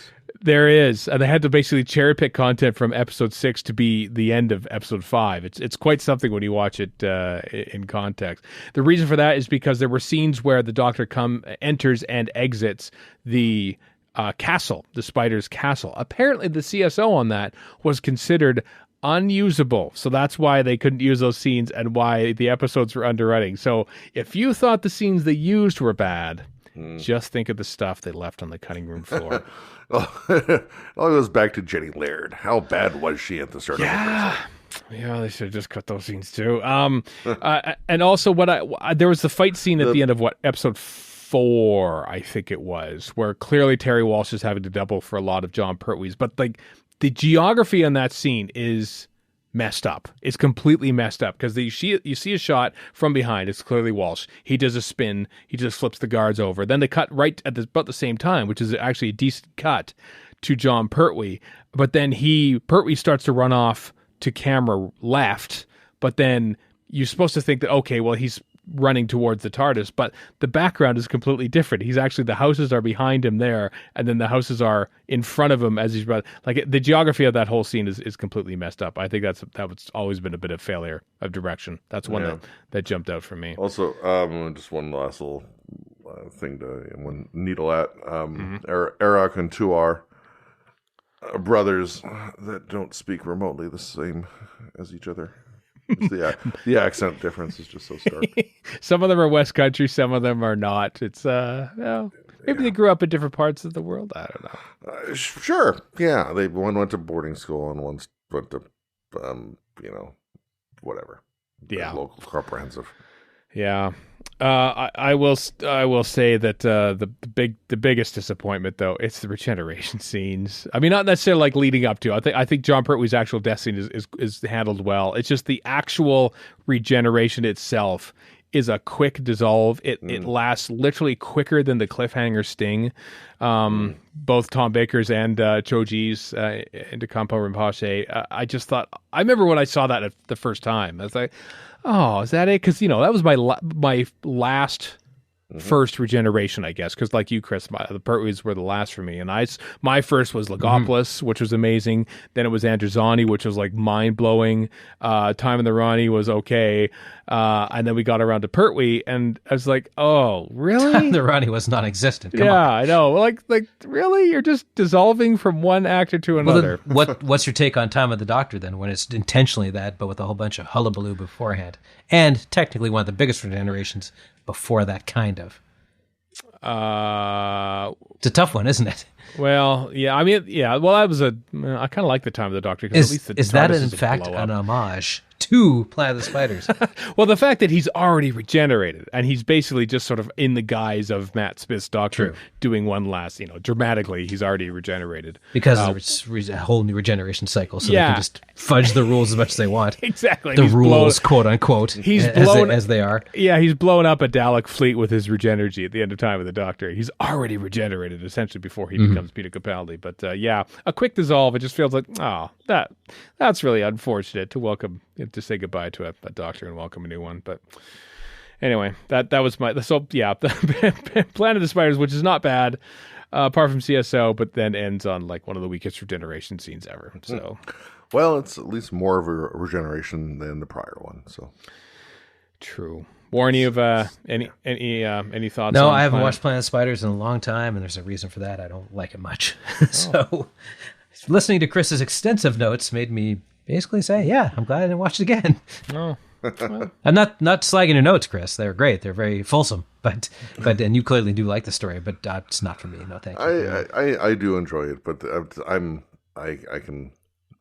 see the flaws for what they are. Oh yes, yeah. And I like The Invisible Enemy, and for the exact same reasons, except it is shorter. And I'm gonna steal the thunder here, and as far as stories that you can see the flaws for what they are. Android Invasion is the last Barry Letts. No, you can see them because that's all there is. Which, as we were watching it earlier today, Kat's like, I still like this story. And I'm like, I do not. Really? I never really caught on not this good. one. No, Warren, this is one that you chose to watch. I don't know. I did. Well, kind of. I had to take the hit somehow. That's true. So my notes, extensive as they were for Carnival, this will give you a good idea. I'll just run through my notes because it'll take me under a minute. Episode 1, this is bland as all F. Episode 2, at least they wait till episode 2 to reveal what Stigron looks like, and then I have Mirror Lawn with exclamation points. Episode 3, the most fulsome of the ones. Androids are apparently made of bottle caps and ping pong balls. The helmet androids don't act like androids at all. They act like hyperactive interns who are sucking up to their boss. The crawl ship is a muddy-looking dump, which doesn't lend itself to good shooting. And to be fair, Stigron is hamming it up under several layers of latex. Whether that's good direction or bad direction, I'm not sure of. Episode 4 doesn't even rate a note. I was just giving up by that point. The crawl ship, in a lot of ways, reminds me of the Zygon ship. Yeah, except the Zygon ship has a nice organic feel to it, and this just looks like something they found at the back of a rubbish tip somewhere. There's a lot of similarities between Zygons and this, isn't there? It's not that the direction is... but the difference is Zygons has tremendous atmosphere, and this does not. That's also got Douglas Camfield. Not poorly directed, but it's just very standard and boringly directed. It feels like Letts was punching a clock on this one. It feels like everybody was punching a clock on this one, to be fair. Well, the fact that he ran out of time to shoot some crucial explanation scenes at the end of the studio day, which means that, wait a second, how come the android Tom Baker our android Doctor Who is still mobilized at the very end when the Doctor Who shot the things down? I understand. Did many a child write it at the time? It says, we didn't have time to shoot it because we ran out of time. Sorry. That's bad direction right there. Not good enough. Yeah. Yeah. The whole Crayford thing. Too. He's, as they even say in the story, he's brainwashed. It's like, okay, fine. Chalk it up to that and just move on. I suppose brainwashed, so. but never touched his eye patch. I guess. I suppose. suppose. That's just it. His brainwashing might be, as some have, this is not my thing. This is definitely stolen from somebody else. But his brainwashing has been such that he knows he has an eye, and then he forgets and just doesn't realize. And so, maybe he's in the shower. He's taking off the patch. He's, whatever. I don't know if he forgets. I think he's basically saying there are 5 lights, is kind of what he's sort of saying. Brainwashing is right up there with quicksand for 70s tropes, by the way. Yeah, that's, I will say that only this time around did I sort of like try and wash that away, that Crayford never check. No, he did check. He just didn't believe it until that moment. That's what I'm going with. That doesn't explain the other 17 plot holes in the answers. But that's not necessarily Barry Lett's fault. That's Terry Nation's fault. But yeah, it's not a good script that somehow got 12 million viewers in December of 1975. But what are you gonna do, right? Basically it. Yeah. I took 2 positive directing notes that I'd like to I got put some there. too. Yeah, all right. So they're both from early in episode 2. Mm-hmm. One is when the Doctor and Sarah are in a little storage cupboard having a conversation, but the scene starts with the camera outside, inching toward the door, and then cuts inside, which is kind of a nice little touch. Yeah. It's better than just having inside where there's no establishment of where they are or how cramped it should be, because it's this little half cupboard thing. Yeah. And then the way the Doctor and Sarah play it when they see Benton, so they're like, they recognize him, of course, and we as the viewer haven't seen who it is, and they're just all playful and stuff. Oh, look who it is, and then we find out it's Benton. And, so like the little back and forth there. Harry gets nothing. Neither Harry or it feels sad. It feels sad in a way that like here's like Benton, who's been like there since like the late 60s, and here's Harry, who just spent the last year as part of one of the great TARDIS teams ever, and they just feel like they're just thrown away. I'm not surprised that Nicholas Courtney says, I'm not too busy. He didn't turn up for this one because why would you? There's no point for the brig to be here. It would be almost insulting for they're treated as set pieces essentially in the story. That's not necessarily Lett's fault. It's kind of a shame because I feel like Lett's, maybe they didn't know it at the time that this is going to be the last unit story proper, I guess. There's Seeds of Doom, but there are no regulars in that one. That maybe Letts could have done a little something more to sort of like, give their characters a swan song. But like the last time you see Benton is unconscious on the floor, the last time like Harry doesn't even have a line in his last scene. Over unconscious Benton on the floor, but as an android, there's that's a shame. That's a shame. But at least he gets to shoot Tom Baker several times. Sure, as he always wanted to do, perhaps over the last 2 years. Who knows?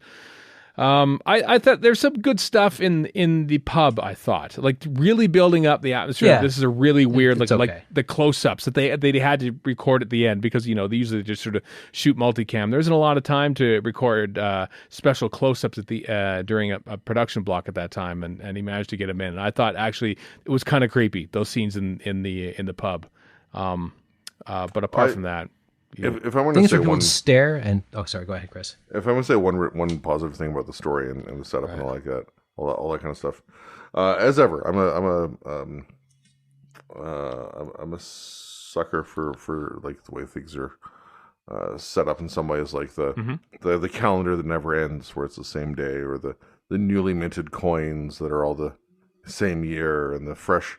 Not that they're talked about, but you see them. The fresh £1 notes in the wallet after they find the Max Faulkner's body at the bottom of the cliff, bottom of the hill. I love stuff like that. Yeah.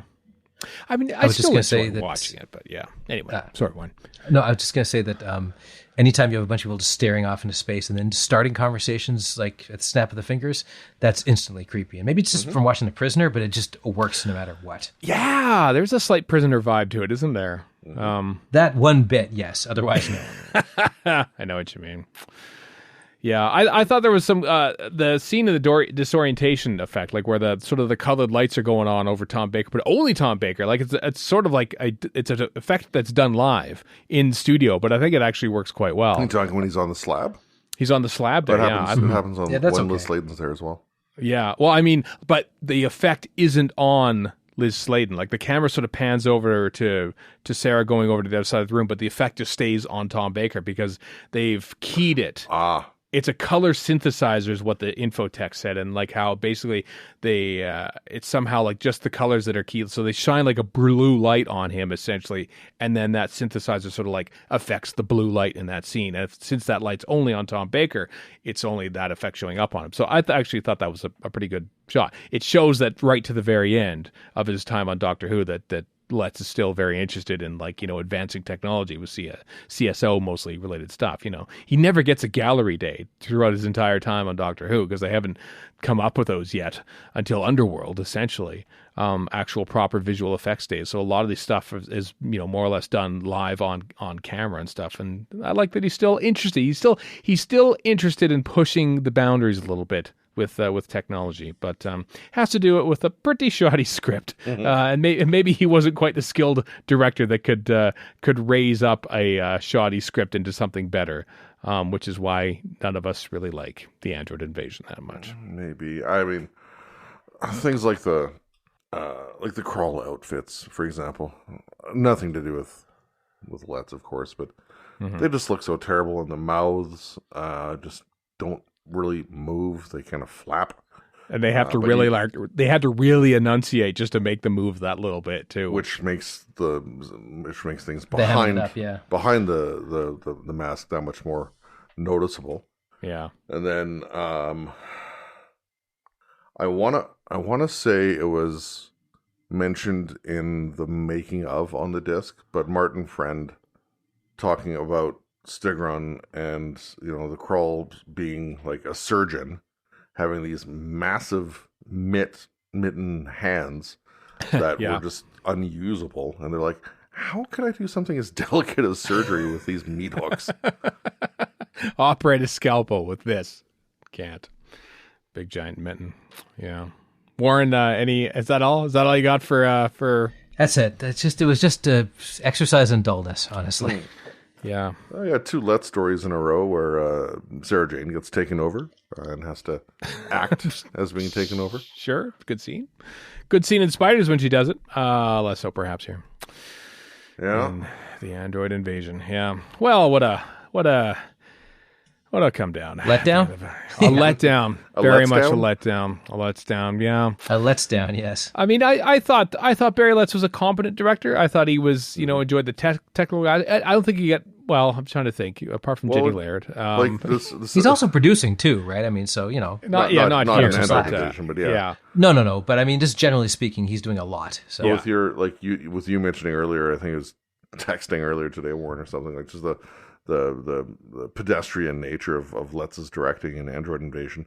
I don't know if I'd say pedestrian. Like, it's very capable. It's fine. Mm-hmm. It's fine, but there's nothing. But that's just it. It's fine. Yeah. There's nothing that stands out. There's nothing that puts it above anything else. No, in a season when you've got, like, you know, your book ended with Douglas Camfield stuff. You got Pyramids with Patty Russell. You got A Planet of Evil with David Maloney, which is underrated. Yeah. Letts himself pushes the envelope a lot, or did. And so in this one, he just kind of doesn't. And it's like, well, it's like when you go see, let's say, trying to think of a Spielberg film, and he just kind of phones it in. You're like, well, I expect a little more out of Spielberg, even if you do phone it in. Let's go with Hook. Hook's a good example. Yeah, that's some expensive phoning it in by Spielberg. Very expensive. Bought a very expensive phone to phone it in for Hook, but Yeah, I mean, he had a hell of a career. Letts went on to like be producer of like classic stories and stuff, and of course was the exec prod on season 18 of Doctor Who because he was thought as like the firm pair of hands to help this new guy John Nathan Turner through things, and he was always there. JNT having worked on the show for how many years? I know, but not as producer. Yeah, I just such was the confidence in Barry Letts that the BBC had, that he was the cat. I mean, it's hard not to talk about Letts and his legacy with Doctor Who because let's face it, his directorial legacy is probably third. I think the writing stuff that he does is perhaps more important, and obviously producing, he turns Doctor Who from a show that almost gets canceled into what we have today. Where would it be without Barry Letts making it a popular hit? For 4 or 5 years, basically in the early 1970s. So it is kind of tough to talk about Barry Letts just as a director. But I think his interest in the medium of television is what helps propel Doctor Who to just not sort of be your standard kids fare and stuff, but he actually sort of trying to stretch that. Well, and I think that approach sort of comes through in his directorial work, even if perhaps the artistic visualization of it doesn't quite match up to some of his contemporaries. And even just his ongoing adoration for Doctor Who with, Ghosts of End Space and writing past the books and and the DVD documentaries. He was on all of those. And the commentaries. And it's like at the drop of a hat, it's like, I'll happily go provide, content X for this next Doctor Who DVD. Yeah. Yeah, I quite like Barry Letts, and I'm glad he directed five stories of Doctor Who. Would I have liked to have seen maybe him direct more? Maybe not, but that's fine. We don't have to answer it. We don't have to answer that question because he passed away. Dead. Of course, he's dead. Honestly, so you quite often when we do a Miniscope on it doesn't matter what their role is, whoever it is. There's usually a pretty defined answer to do we want them to come back, and I think this is one, like as you say. Maybe we don't have a solid yes or no. It's like, I wouldn't, had he continued, I don't think I would have been sad, but because he didn't, that's not bad either. Yeah, I would have been intrigued, someone who, with the interest in the technology as he did, I would be very intrigued. Like, imagine if he was executive producer for Megaloss, like, Scene Sync, like that feels like Barry Letts that was his baby. That would have been amazing because, 10 years ago, he was completely pushing the envelope on CSGo on Doctor Who. And as a result, you get comfortable enough with the technology that you invent something like Scene Sync and use it for Doctor Who. I don't think you get something like Scene Sync without people like Barry Letts, using it perhaps too much in Terror of the Autons, but showing it the limits of what it can do, but also the unlimited nature of what you can do with it. Whatchamajigger and Leisure Hive. Love it, Bickford? No. Oh, the Quantel stuff. Stuff. Yeah, all that stuff. Yeah, they actually were using Quantel in the season before, like in Nightmare of Eden too. But that sort of technology, if it wasn't for directors like Barry Letts, pushing it forward and understanding it, it's not like Peter Moffat who was like saying, "I don't know what to do with this blue screen. You just set it up and I'll shoot it," and that's basically what he thought of effects. Whereas Barry Letts was very much a keen interest in the technical side, but also not at the expense of the directing his actor's side as well. So, well, like I said in the first Miniscope, you look at the line from this, crude as it is, to the volume now. Mm-hmm. I mean, it's a straight line in a way. Yeah. Yeah. So you're right, Chris. It's tough to think about what he would have done, whether we would have wanted to see more of him. But I think it would have been kind of interesting to see Barry Letts' Helma story from the mid-'80s. I mean, would he have done any worse than Ron Jones at some point in the 1980s? Probably not. Yeah. What would he have done with Time Lash? What would have Barry Letts done differently than Pennant Roberts and Time Lash? I don't know if he could have rescued that. He would have said no. Would there have been a sock puppet in Time Lash if Barry Letts was directing it? We'll never know. We'll never know. The Morlocks may as well be sock puppets as well. Well, the Drashiggs were basically sock puppets. I mean, that's actually true. That's true. His sock puppets were way better. The sock puppet in Doctor Who, the sock puppet quotient in Doctor Who somehow got worse, if you will. Somehow got worse between 1972 and 1985. How did that happen? Don't understand. Anyway, Barry Letts, he of course is also in the Miniscope as a co-writer with Robert Sloman. But in the interest of not making this too crazy of a Barry Letts podcast, we've taken that out of the running to be the next Miniscope. But the next victim, Chris, is in the Miniscope. It's been loaded up. It's been chambered. One of what, 17 remaining subjects in the Miniscope? 17, including Sloman and Letts as writers. Okay, so one of 16 victims will now be selected as Chris spins the randomizer now.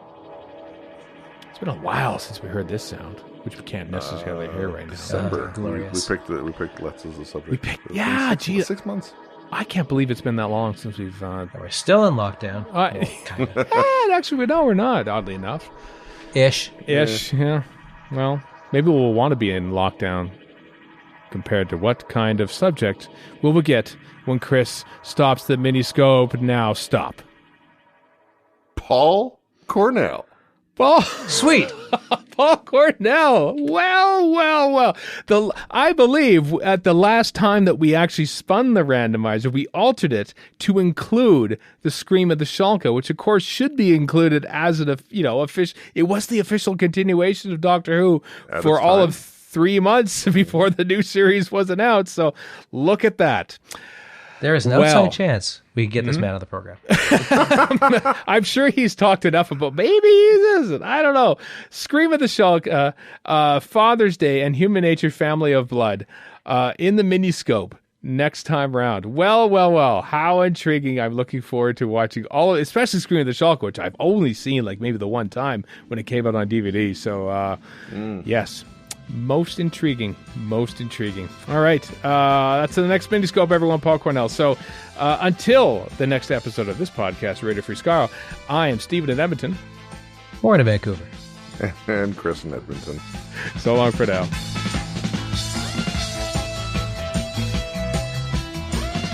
You've been listening to Radio Free Skaro. Find us online at radiofreeskaro.com. Follow us on Twitter and Tumblr at Radio Free Skaro. Subscribe to us on iTunes and donate to the show at patreon.com/Radio Free Skaro. Thank you.